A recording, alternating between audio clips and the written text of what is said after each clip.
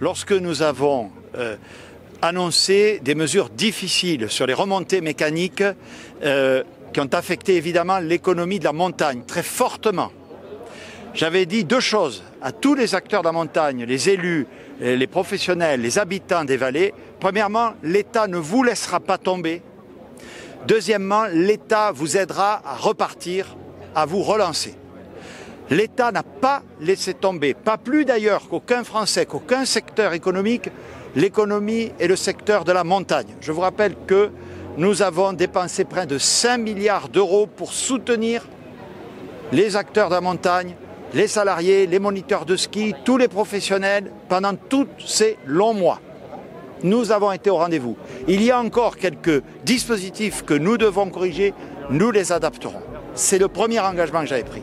Le deuxième engagement que j'avais pris avec tous les acteurs de la montagne, avec les collectivités locales, c'est de dire nous ferons, en plus du plan de relance général auquel ils ont droit, un plan d'investissement spécifique pour la montagne.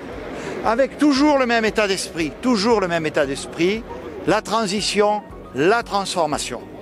Donc l'objectif n'est pas d'abandonner le ski continuera à être une activité de la montagne, mais c'est la diversification, c'est les 4 saisons, c'est utiliser tout le potentiel de la montagne. Ce matin on a vu vélo, la randonnée, les mobilités douces, la montagne, c'est exceptionnel, c'est une grande richesse de la France, sauf que le modèle économique, là comme ailleurs, doit évoluer.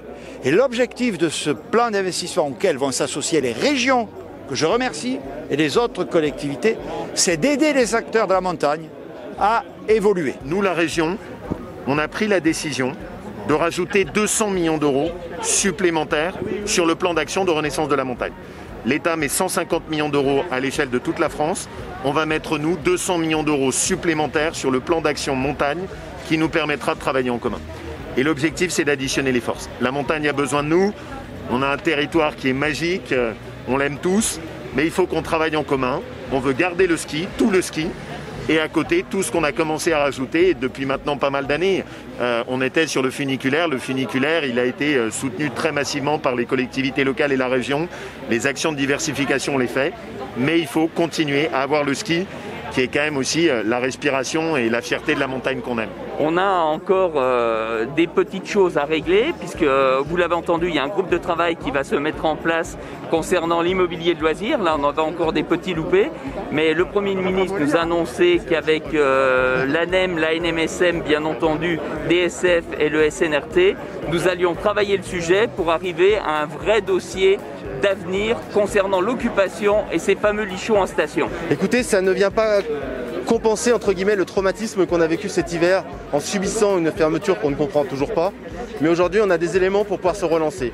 Des éléments de subvention, mais surtout, au-delà des subventions, des outils, des prêts qui vont nous permettre de relancer nos investissements, de ne pas prendre de retard et d'accompagner les fournisseurs de nos vallées, nos partenaires.